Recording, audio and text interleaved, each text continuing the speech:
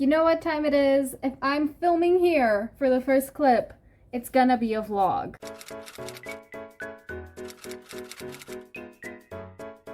Hello everybody, my name is Elena. Welcome back to my YouTube channel. I'm doing another vlog today, but this one is actually themed because we're gonna be reading, well, I'm gonna be reading The Throne of Glass series by Sarah J. Maas. This is going to be filled with spoilers. I can't open my coffee. This is going to be filled with spoilers, so if you haven't read the series yet, don't watch this video, or if you're not planning on reading the series ever, you can go ahead and enjoy if you'd like. I recently read ACOTAR, and by recently I mean I finished it like 2 days ago, and I never planned on reading anything other than ACOTAR from Sarah J. Maas. Because I loved the series so much, I decided I want to read Throne of Glass as well. Now, because there's 8 books, I will be dividing this video into 2 parts. So this is part 1, where I'm going to be reading the first 4 books, and part 2 will be the 4 last books. And we're going to talk about how I'm going to read them later, because there's different, like, reading orders. So the books I'm reading right now are going to be The Assassin's Blade, Throne of Glass, Crown of Midnight, and Heir of Fire, in that order. I know some people say you can read The Assassin's Blade like pretty much anywhere as long as it's before Heir of Fire. I'm not going to do that. I've had people tell me I should read The Assassin's Blade first, so that's what I'm going to do. Now, I already own some of the books from the series, so I own Crown of Midnight, which is the 3rd one, and Empire of Storms, which is the 6th one. The reason I own these 2 is because these were the lowest in stock at my bookstore, and I don't think they print these covers anymore. So these are the ones that I got. It's my birthday tomorrow, so my friends are getting me Throne of Glass. They don't have The Assassin's Blade, so I'll be reading that on my Kindle, but yeah. I basically woke up today and decided that I'm going to join a cult, and that's literally what I'm going to be doing. And I've been seeing a lot of really nice quotes on the internet about this series. I think the quote that I keep seeing is from Queen of Shadows. Other than that, I don't really know anything about this series. When I started reading ACOTAR, I kind of knew the names of the characters, who I was supposed to like, who I wasn't supposed to like, and for this series, I know Aelin, I know Rowan, I know Dorian is his name, I think. I know,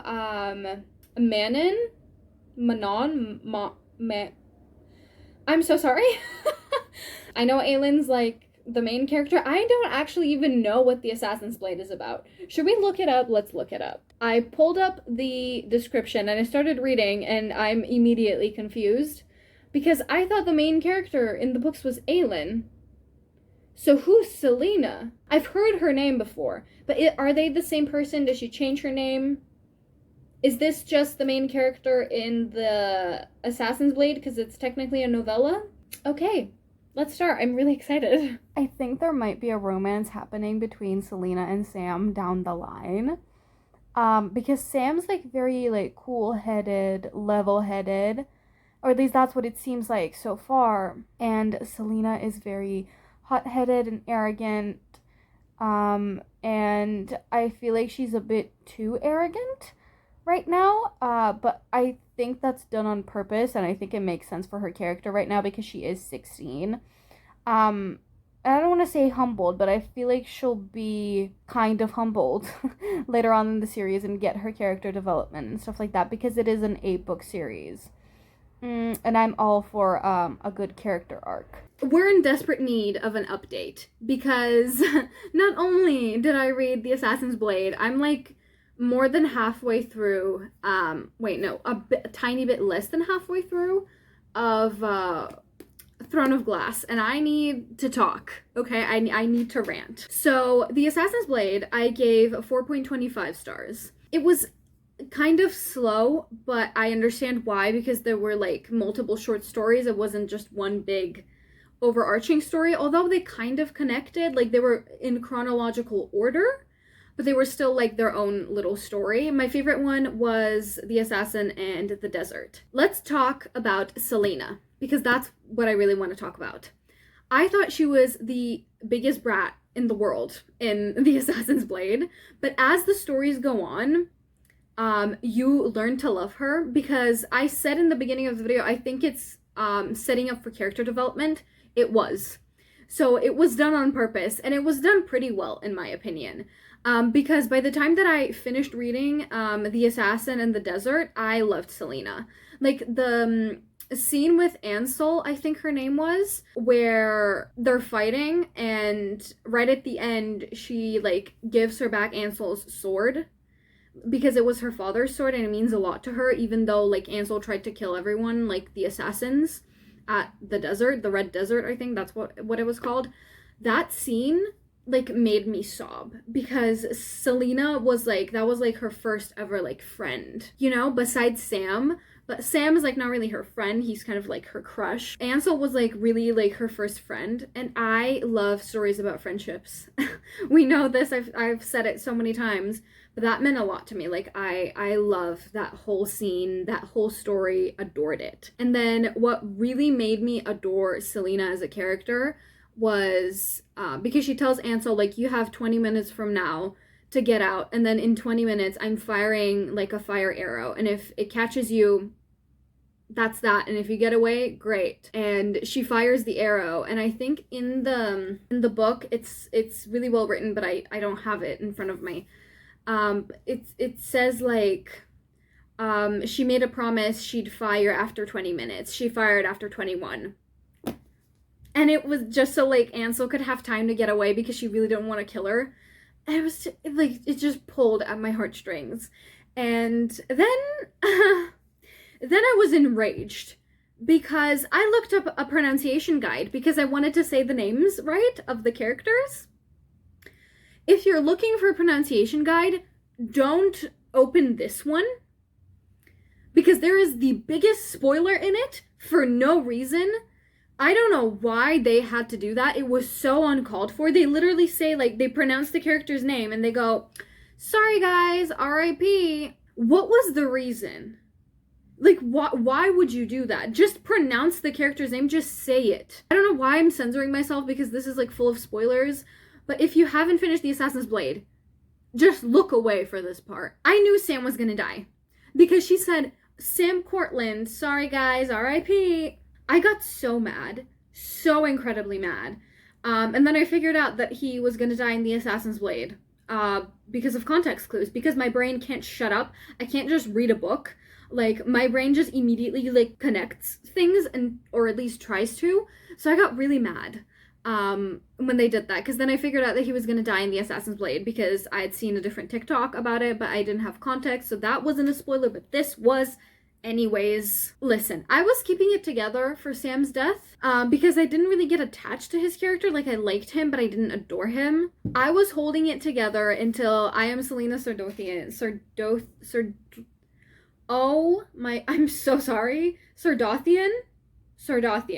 I am Selena Sardothian and I will not be afraid. Ruined me. I was fine until that point, and then it's just tears streaming down my face. And then she saw the stag and it was like just more stream of like tears down my face. Now, having read like almost half of Throne of Glass, I think I definitely recommend reading The Assassin's Blade before Throne of Glass, because Sam is mentioned in this book a bunch and it just hits different when you know like what she's talking about, when she's going through. And I think it does wonders for Selena's character when you then read Throne of Glass. Like, you know why she's making certain decisions, or why she's acting in a certain way, or maybe like she does something that's not really that smart, or it seems bratty, but now you understand like what the trauma is behind it. And I really appreciate that. One thing I love about Sarah J. Maas is how complex her characters are. That being said, Throne of Glass, I'm loving it. If I stayed up last night, I would have finished this book. I'm finishing it today. There's no way I'm not finishing it. Like, I'm on page 182. I adore this book. It's so well paced. You learn to adore Selena in this book. Like, I adore her. I'm rooting for her. I support women's rights, but more importantly, I support women's wrongs. Okay? I love her to death. Like, she's so fun. And then you get introduced to new characters. So I met Dorian, and I met Cole. I think it's pronounced Cole. Although, whenever I read it, I say Chol. I have a thing with mispronouncing characters' names okay? I'm trying my best though, because I do think it's Cole. Anyways, I really like them. I really like the little friendship trio thing they have going on, or maybe left triangle. I will say, like, when Selena talks about her time at Endovier and how they treated her just because, like, she's an assassin, so they treat her, like, so much more, like, violently than the other people, although they treat everyone really violently. I hate Endovier so much. Like, every time it's mentioned, like, my stomach is in knots, and it's, like, it's just written so well to, like, the point where even if it's mentioned, like, it's eerie to me. I'm like, can we not talk about Endovier? Like, that's so creepy. And every time she talks about it or says something or reflects on the things that have happened in Endovier, I get so sad. I understand, like, she's an assassin, she's done bad things, but she's still a human being. And I don't think Cole or Dorian have realized that yet. And I'm just gonna be ruined by the end of this book. I'm gonna be ruined throughout the whole series. I remember from last night when I was reading on my Kindle, I remember that scene where I think it's Dorian shows up at her room at night while she's playing the piano and she's thinking of Sam. And that's when I cried last night. And he was constantly like, "Ooh, like, who are you talking to? Like, someone you love, like a lover?" And he's like keeps teasing her because he doesn't know that Sam's dead. And then he mentions it again, and she's like, "Good night," and like kicks her out of the room. And as he's walking away, she goes, "His name was Sam." And that's when, like, there were tears in my eyes, and I'm gonna cry right now thinking about it. But she was like, "His name was Sam," and then Dory's thinking like, "Was?" And he's like, "What happened?" And then it's like, he died 13 months ago. And that's when Dorian thinks to himself, like, "Oh, I never would have teased her if I knew, like, my big fat mouth." And that was, like, such a sad scene. I never mentioned what day it is. So I started reading The Assassin's Blade on August 4th, finished it August 8th. It is now August 11th. I had to pause passing my annotations onto my book because I just remembered something, and it's a theory, so I need to talk about it. I think that Dorian isn't actually the king's son, and I think his mom had some kind of affair, and I will tell you exactly why as soon as I find where I wrote it down. Page 47, chapter 7. The crown prince of Adarlan stared at his father unblinkingly, waiting for him to speak. Seated on his glass throne, the king of Adarlan watched him back. Sometimes Dorian forgot how little he looked like his father. It was his younger brother, Holland, who took after the king, with his broad frame and his round-shaped, sharp-eyed face. But Dorian, tall-toned and elegant, bore no resemblance to him. And then there was the matter of Dorian's sapphire eyes. Not even his mother had his eyes. No one knew where they came from. Do the math with me. Has sapphire eyes. Daddy doesn't have sapphire eyes. Mommy doesn't have sapphire eyes. Doesn't have sapphire eyes. What happened? Mommy had an affair. Are you with me? That's what I'm thinking. Like, I'm thinking that the king isn't actually his dad. This is probably one of, like, my favorite parts that I've read from this book so far. It's basically, like, before Dorian gets to her room and they talk about Sam. It's when she's playing the piano. And she starts off and she's, like, a little bit rusty in the beginning and then gets the flow of it. It says, "It was a mournful piece, but it made her into something clean and new. She was surprised that her hands had not forgotten, that somewhere in her mind, after a year of darkness and slavery, music was still alive and breathing, that somewhere between the notes was Sam. She forgot the time she drifted between pieces, voicing the unspoken, opening old wounds, playing and playing as the sound forgave and saved her." That blew my mind when I read it. I read it in my bed on my Kindle, put the Kindle down and just stared at my ceiling for a bit and then continued because I needed to let it, like, sink in. Like, that's so beautifully written. It's August 16th and I have a lot of updates because I think the last clip that I filmed was me saying that I finished, or I'm gonna finish, Throne of Glass. And I did do that. I finished it. The problem is I also finished Crown of Midnight. And I'm finishing Heir of Fire today, and I haven't updated because I've been gobbling the books down, and I can't stop. So I thought maybe this would be a good time to, actually update. I'm gonna start off with the ratings for the books that I've read so far. So, The Assassin's Blade, I think I said I gave it 4.25 stars, And since then, I've changed it to 4 stars, and I will explain why later on. And then Throne of Glass, I gave 4.5 stars, and Crown of Midnight, I gave 4.25 stars. I thought the pacing of this book was amazing. And I know a lot of people say that, like, oh, it starts off kind of slow. For me, it wasn't like that. I think I was just really enjoying finally, like, getting into the whole world, because the Assassin's Blade is more like short stories and like a prequel to the series, and this is actually like getting into the nitty-gritty stuff. And while it is still just the beginning, it was a delight to read. And one thing that I actually really enjoyed was this character called Nox. That's one of the other people competing to be the king's champion, because this book is about, you know, the trials or whatever. Really good idea for a first book, by the way. It was so exciting. But I loved Nox. Like, it was like an unexplainable type of love towards this random character that's like supposed to be her competition, but they form this like unlikely friendship, and I love it. I think it's just because I'm a whore for friendships in books. I think that's what it is.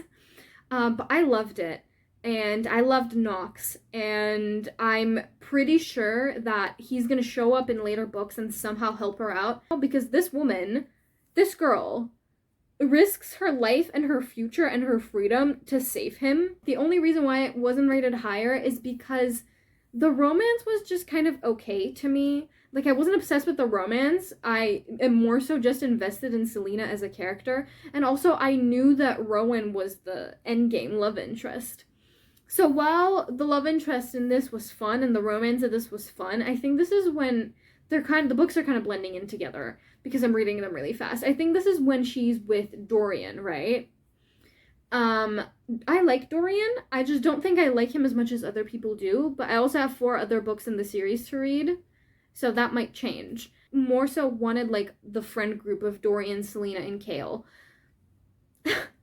I think I called him Cole in a different clip, right when I said, oh, like, I'm so bad at pronouncing, like, names. I called him Cowl or something or whatever. I'm like, oh, it's Cole. It's not Cole, it's Kale. I really liked Nehemia, and I really liked the friendship that she formed with Selena. I really liked her. And then my view on her kind of went a little bit downhill in Crown of Midnight. I will explain why when we get to that book. Oh my god, I almost forgot to mention Fleetfoot. I don't know if I mentioned Fleetfoot, but I'm so attached to this dog.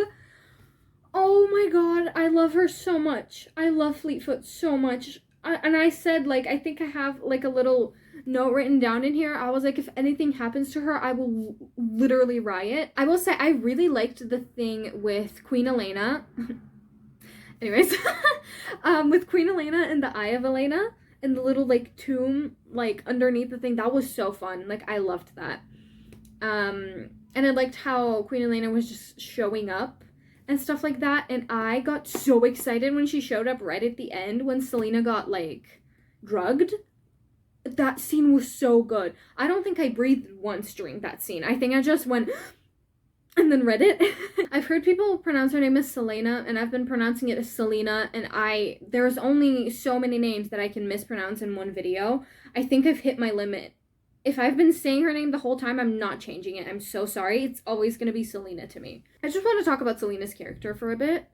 I adore how she's this, like, fierce, strong woman, an assassin, like, not scared to get her hands dirty, but she has a love for, like, nice clothes and nice fabrics and silk and jewels and sparkles.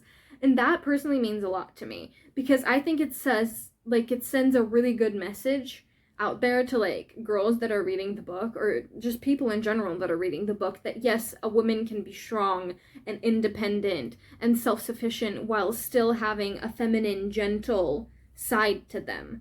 And I really love that, because loving stuff like that isn't a weakness in a woman. It's just what it is.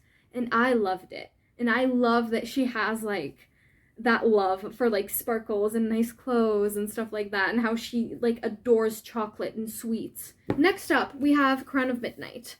Okay, I gave it 4.25 stars. I gave it less than Throne of Glass because I think the pacing in this book was more similar to the pacing in The Assassin's Blade. We had the romance between Selena and Chaol, and I don't really care for it. I'm sorry. I'm just gonna say I don't care for Chaol.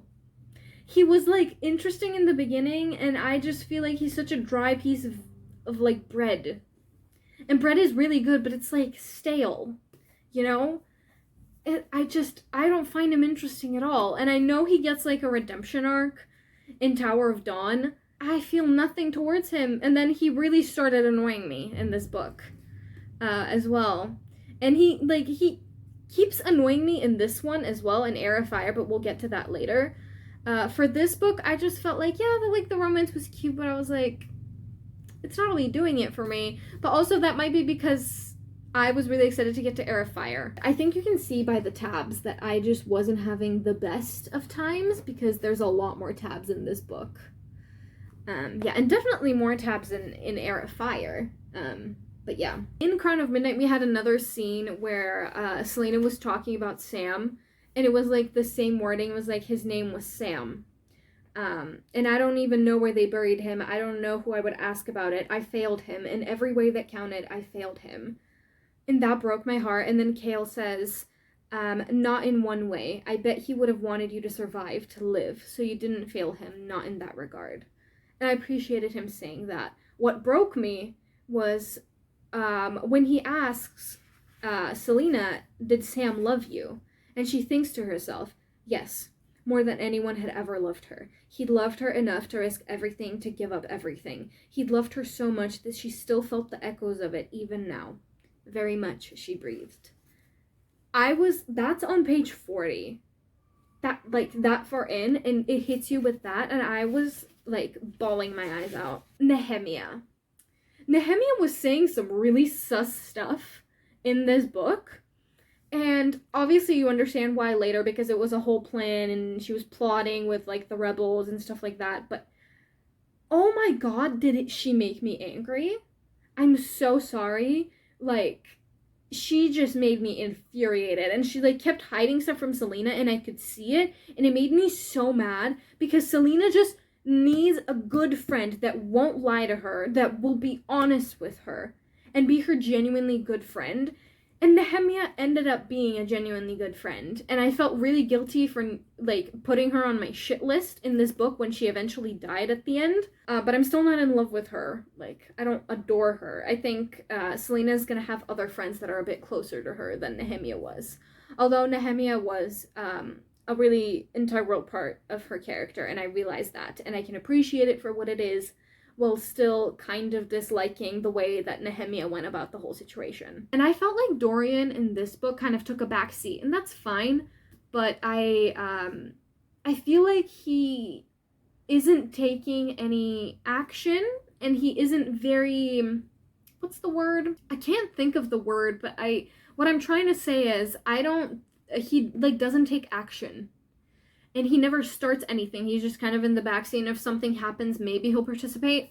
That's a little bit annoying to me, but I still like him as a character. I just don't think I love him as much as other people do. I will say there is one scene in this book that absolutely shattered my heart, and it was when he, like, finally realizes that, oh, Selena and Chaol are a thing now. I went through the book 3 times and I found it. It's on page 119, where, yeah, Dorian's looking at Chaol and Selena, and they're dancing, and he says he would move on because he would not be like the ancient kings in the songs and keep her for himself. She deserved a loyal, brave knight who saw her for what she was and did not fear her, and he deserved someone who would look at him like that, even if the love wouldn't be the same, even if the girl wouldn't be her. So Dorian closed his eyes and took another long breath, and when he opened his eyes, he let her go. And I loved that, because Selena was very upfront with him in Throne of Glass, and she was like, hey, like, I have never once, like, been free, and I'm gonna have my freedom, and then I don't want to be, like, shackled to anyone. Like, I need to find myself. I think we should be friends. And he literally said, okay. And they stayed friends. Like, I don't think they're gonna have a romance anymore, because she already met Rowan. And I'm so grateful for that, and that means a lot to me, and yes, like that was a major green flag with Dorian. This is the scene that made me really angry at Nehemia. It's on page 122, chapter 22. No, chapter 16. This is the scene that really made me angry at Nehemia. She says to Selena, you're in a position of power and knowledge, and yet you just obey. You obey and you don't question. You work towards one goal, your freedom. And then they talk a bit more, and Selena says, and what is it so wrong with wanting my freedom? Haven't I suffered enough to deserve it? So what if the means are unpleasant? And then Nehemia responds, I won't deny that you've suffered, Alenthea, but there are thousands more who have also suffered, who have suffered more, and they do not sell themselves to the king to get what they too deserve. With each person you kill, I'm finding fewer and fewer excuses for remaining your friend. First of all, she wasn't killing any of the people. Doesn't matter.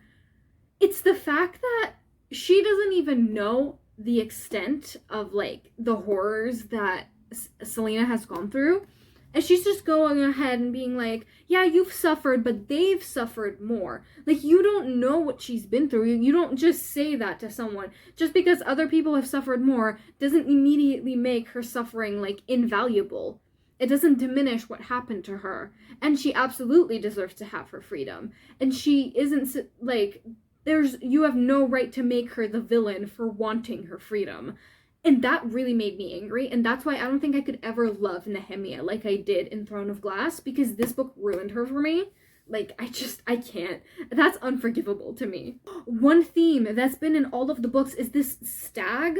It's like, I guess, a constellation of stars. It's called the King of North or something, and it's a stag, and they keep mentioning a stag. There was a stag in the Assassin's Blade right at the end when she was going to Endovier. She saw a stag in the woods. She keeps mentioning the stag in all of the books. It gets mentioned multiple times in Throne of Glass, multiple times in Crown of Midnight, and then it's also been mentioned in Heir of Fire, and I'm really interested to see if there's some kind of, like, correlation, or it's, like, foreshadowing for something, or what the stag means. Does it have more meaning? Because it's mentioned so many times, it makes me think that it's definitely something to do with the plot, but we just haven't figured it out yet. I had realized that she was Aelin when they started talking about, like, how, oh, Aelin's probably working with, like, the rebels, and they want to put Aelin back on the throne. That's when I realized that she was Selena. And now that he's realized that she's Aelin, he goes, and he had just sent her into the arms of her strongest potential allies, to the homeland of her mother, the kingdom of her cousin, and the domain of her aunt, Queen Maeve of the Fae. Selena was the lost queen of Teresin. Chaol sank to his knees. I was like, I literally have written down, thanks, boo, because he did the right thing, in theory, because she's going where she's supposed to, but it just made me so angry, and the fact that he felt guilty about it afterwards, I was like, good.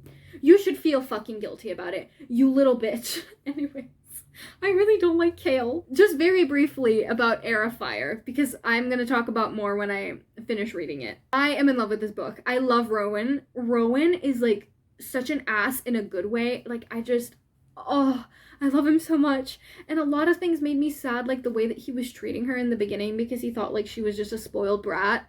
And then he figures out all of her trauma, and he's like, we're very similar. And then he's, like, suddenly, like, kind of nicer to her. That's just so cute. I love them. I love them so much. Like, I have a lot of pink tabs in the book because of them. Like, and he has, like, wind powers. That's so hot. And he has white hair and tattoos. The story behind the tattoo, heartbreaking. Yeah, I'm so happy that we finally meet Rowan, and I can't wait to meet, like, other characters. Like, I know Fenris. I know about Fenris. And then there's another guy, his name starts with a G. I think we met him, but I just forgot his name because it was very brief. But yeah, I look a bit disheveled right now. But I need to update you on Heir of Fire because I finished it. Here it is in all of its glory. I gave it 4.75 stars. I need to close the window. I really enjoyed Heir of Fire. I debated giving it 5 stars, but I will tell you why I didn't. I found Chaol and Aedion's chapters really boring. I'm so sorry, but I didn't care about them. I kind of like Aedion. Like, he was really interesting in the beginning, and then I just really didn't care because all I wanted was Selena and Rowan. Because I've been waiting for Rowan to show up for so long. I was like, just give me all of the scenes with them. And I feel like it could have been, like, the chapters could have been paced a bit better. Overall, really good. I found Manon's chapters really interesting. Never once did I look at a Manon chapter and go, oh, here we go. If Wyvern dangerous, then why cute? First of all, Rowan was such an ass in the beginning, but I kept giggling. And then he would say, like, these really mean things, and then I wouldn't giggle. Then I was just like, but I feel bad. Like, you can't just say those things to her. But then you have to understand that he doesn't know anything about her. He thinks that she's, like, a spoiled brat. He doesn't know her history, doesn't know anything. And what was most important was when he found out about her history, like that scene in the bathtub with her back scars, he felt so apologetic and he apologized. And it was a really good scene. And that was like the who did this to you scene. And I was like, I was eating it up. It was so good. This book is such an integral part for her character. And that's why I think I loved this book so much besides the romance. Because she really comes to term with all of the things that she's been running from, right? Like Sam's death, Nehemiah's death, all those deaths that she feels shame for.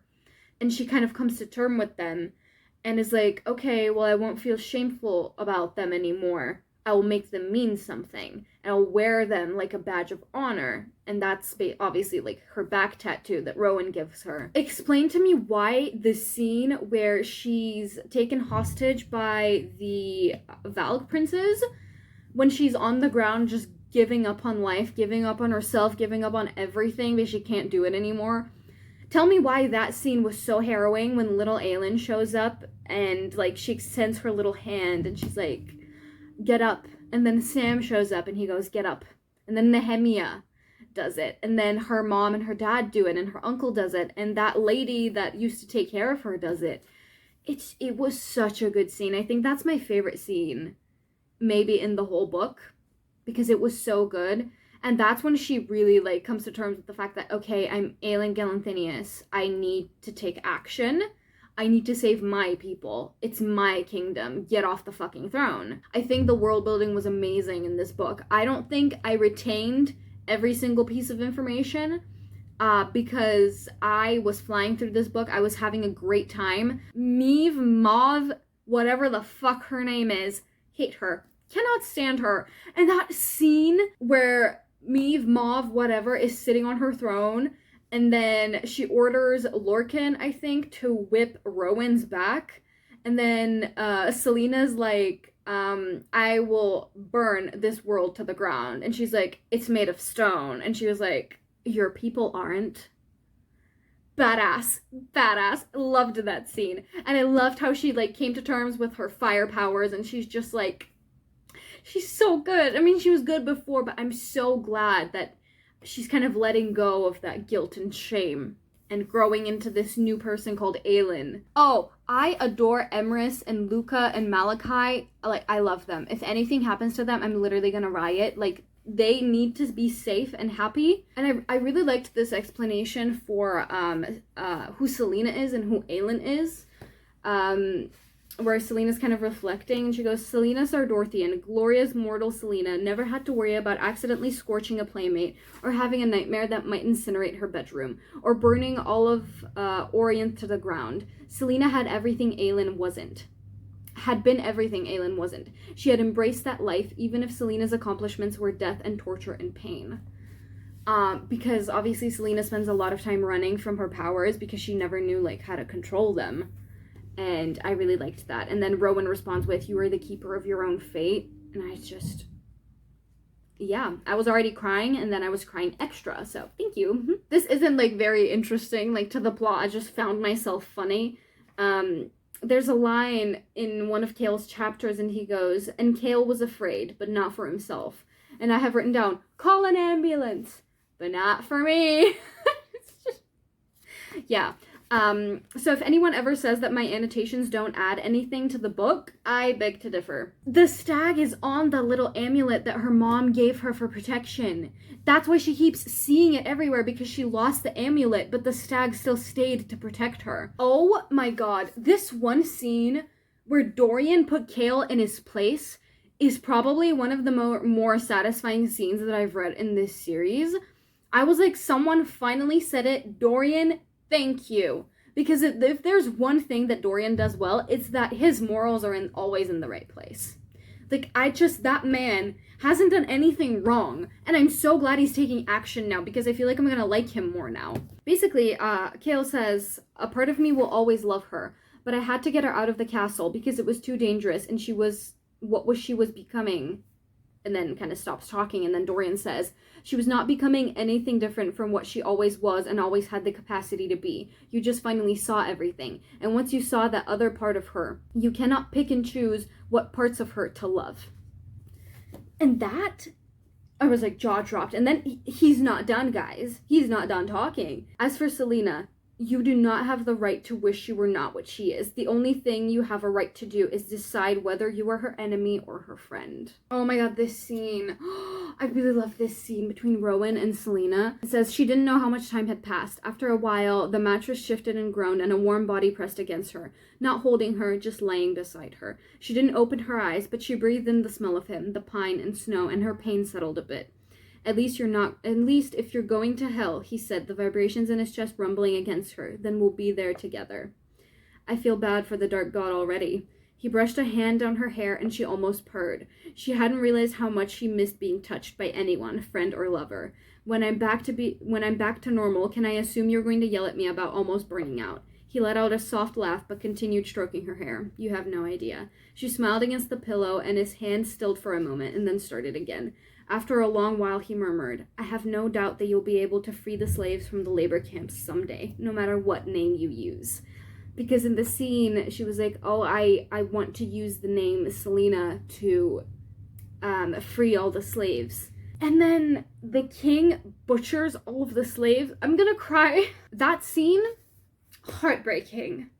Because she was like, okay, I want this one thing. Like, I want to do this one thing. And then he kills all of them. It says, she did not see Rowan's face when he gripped her arms as if he could keep her from falling into the abyss. No, all she could see were the slaves she'd left behind, the ashy mountains and those mass graves they dug every day, the faces of her people who had worked beside her, her people whom she had left behind, whom she had left herself forget and had let suffer, who had prayed for salvation, holding on to hope that anyone would remember them. She had abandoned them, and she had been too late. She would remake the world, remake it for them, those she had loved with this glorious burning heart, a world so brilliant and prosperous that when she saw them again in the afterworld, she would not be ashamed. She would build it for her people, who had survived this long and whom she would not abandon. I'm gonna cry again.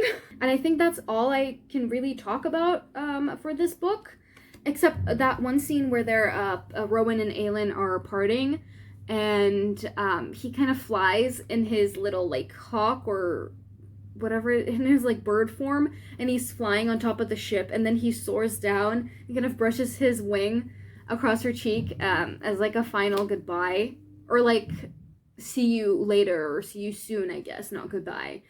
But yeah, it was really good, and I've been filming for 30 minutes again, and I need to stop. Just overall, let's mention the ratings again. So I gave The Assassin's Blade 4 stars. I gave Throne of Glass 4.5 stars. I gave Crown of Midnight 4.25 stars, and Heir of Fire 4.75 stars. So if I were to rank them from least favorite to most favorite right now, it would be The Assassin's Blade, Crown of Midnight, Throne of Glass, and Heir of Fire. Heir of Fire definitely being the favorite, but Throne of Glass was really good as well. Like, I really enjoyed it. And I think that's where we're gonna end this video. Don't worry, I won't be uploading it until I'm at least close to finishing the series, because I don't want to make you wait very long. Thank you so much for watching. I hope that you stick around for the other part. Like I said, I'm going to try to upload it pretty soon after this one, so you don't have to wait that long. But yeah, thank you so much for watching. Like, subscribe, comment if you'd like, but you don't have to do that. And I will see you guys in my next video. Bye-bye.